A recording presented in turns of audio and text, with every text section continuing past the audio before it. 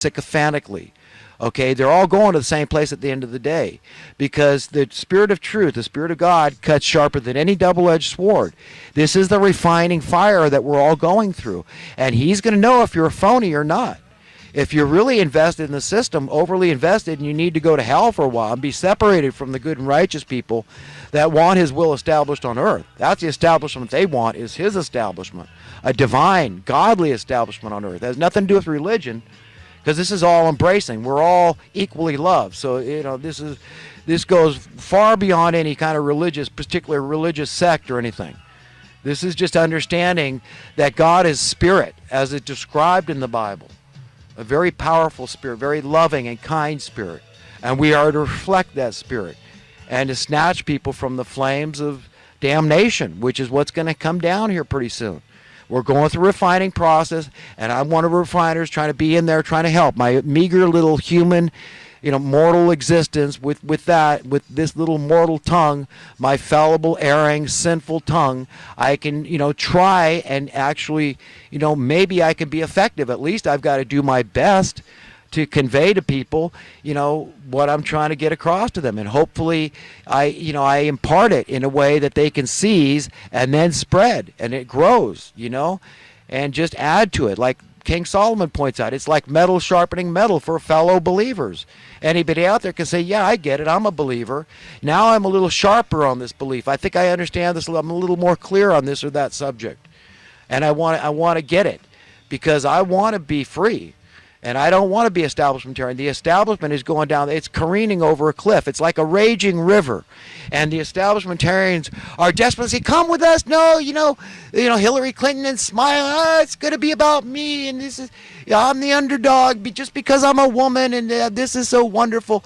When there's never been a president that didn't have a wife. Okay, it doesn't happen. Okay, a woman is an integral part of a man. Everybody knows that every single man out there is really living the life of half a man without a woman. I mean, there's a lot of men that are doing it for one reason or another, like it says in the Bible. I mean, some men become eunuchs because of the kingdom of heaven and all this, and that we should live our lives as if we didn't have a wife. Even, if you're a Christian man and you have a wife, you should live it like you don't, just so that your purposes are all devoted to God and His will being done, so it doesn't interfere. Nevertheless, I mean, to suggest that God doesn't believe in gender equality is absurd. I mean, but we have different roles. I mean, I don't know. I'm not saying that women can't be great leaders. It's just like, that'd be like saying a female dog can't be a good pack leader, because often female dogs, this is just in nature. They are some of the best pack leaders out there. So women they're more equal. In my mind, they're superior. I mean, they can have babies. That's huge. Every single man that ever existed, came out of a woman. How, in what way is a woman not equal, if not better, than men? They're less violent. They're closer to God in that sense. That that God says, my soul hates those who love violence. That's what's written. And women are less violent of the two. Okay, so I'm certainly not a misogynist. I certainly believe women are at least equal, if not above. Okay, but men have a job to protect women, because women are physically, they're not as strong. So this is the natural order of things that they do this. Women and children first when it comes to bailing off a sinking ship. This is the way it works. And so I prescribe to the different roles. But if you took a survey today and you asked women that were alive 60 years ago, and they were young women, say, why were women happier back then? Because this is what all the statistics show. It'd be because of the financial thing. It's so obvious now. I mean, it wasn't about women's lib to get people to work. It was about debasement of currency. Men couldn't live if they kept debasing the currency on their own. They would force the women to cause all kinds of conflict at home. So they knew by calling it women's lib, by women having to go out and work, just so that the family could meet meet their ends financially, that this would create all kinds of problems. More taxes, more oppression, more tyranny. This is why women are less happy. They're less free. Okay? They're less secure than they were. They're more oppressed. They're under the same tyranny as men, now even more for all of us. We all get more. So we've all been tricked and duped, and I want people to understand how it happened. That's the most imperative thing I can get across to anybody. and what we can do to extricate ourselves from this thing short of the return of Jesus. But our language is so subverted. All the terms have gotten so subjected. There's so many loaded terms out there. I mean, to one guy, socialism is, this the food of the gods. But, to another guy, it's an anathema. It's horrible. I mean, when you look at all the socialists, all the terrible things these people did under the banner of socialism, it's a terrible thing. But,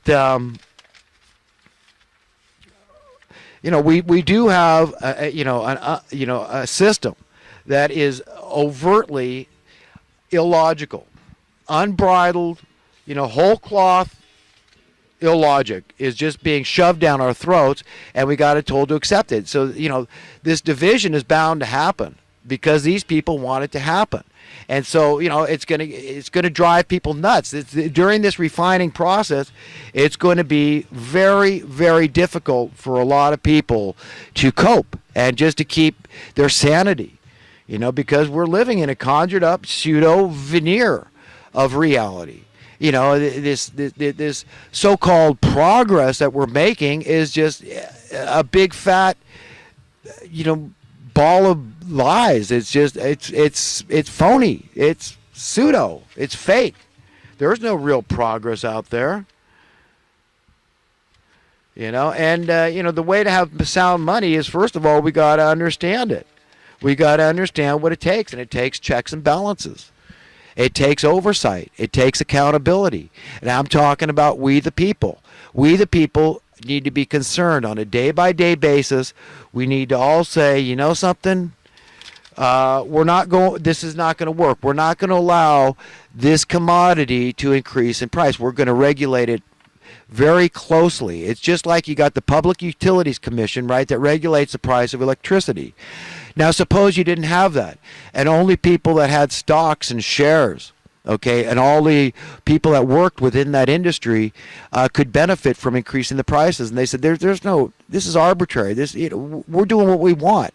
This is a special interest group here, and we're just going to raise the price till it doesn't matter. Only if 10 people in America have electricity, if they're paying all the bills, if they're paying the prices we want." So that sounds hyperbolic, but it gets the point across. This is what they're doing. This is what can happen to housing and food. These are the hidden perils of allowing price fixing. It's allowing tyranny, and we're going to get as much as they can shove down our throats. That's the level of tyranny we're going to get. Okay, and it's not hyperbolic. It's not exaggerating things. It's just telling you the score. This is the way it is, and we've got nothing but more problems, more debasement of currency to look forward to, more debt. You see, this is how they're paying the debt back. I talked about the gross domestic product. They're not going to get the debt paid back that way. They don't ever want this debt paid back, for one thing. They want it to be perpetual, not just to the second, third, fourth, fifth generation. They want to have this happen forever. Okay, because this is where their security is. This is where their freedom is just have it engraved in stone, etched in stone. This is the trajectory forever. Social Darwinian economics. Just let people die out in the cold. Let the weak die out there. You get people that cracks in the social welfare system.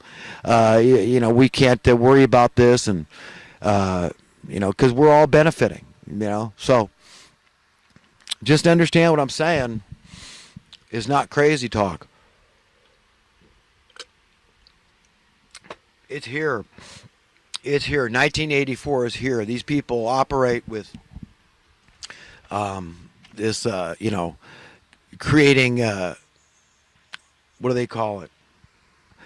The order out of chaos. So they create the chaos and come in like the saviors to create the order they want. It's rebuilding things in their image and likeness. Satanic. That's it. Evil. Where there'll never be any contentment. There'll always be division. All the terms that we think are subjective now, they're going to get more and more subjective. People, what is freedom? I mean, tell me. People talk big and they talk like they understand. What is freedom? What is security? What do you mean? Why do I have to live without security? I don't have to trade off one for the other. They go together. They go hand in hand. I can't have a sense of freedom if I don't have a sense of security. To be secure is to be out of fear. Okay? And so if I'm free, I've got to be financially free. Everybody has to be. So how do we do these things? How do we get to where we want to be from where we are? These are all things we need to consider introspectively, circumspectively, in our own heart and mind, with consulting the Holy Spirit of truth, to give us the right advice and to convict us when we're wrong, to reveal it to us, and then to go forth and help others to understand these things. That's the best we could do. We're winning friends for God. We're spreading the good news. There is no death. We're free. It's all proven. This is a beautiful thing.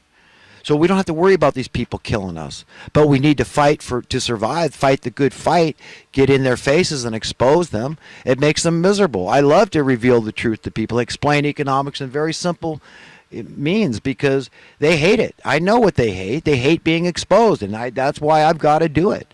So if you don't like it, that's tough. If it's holy water to you because you're evil, then that's too bad.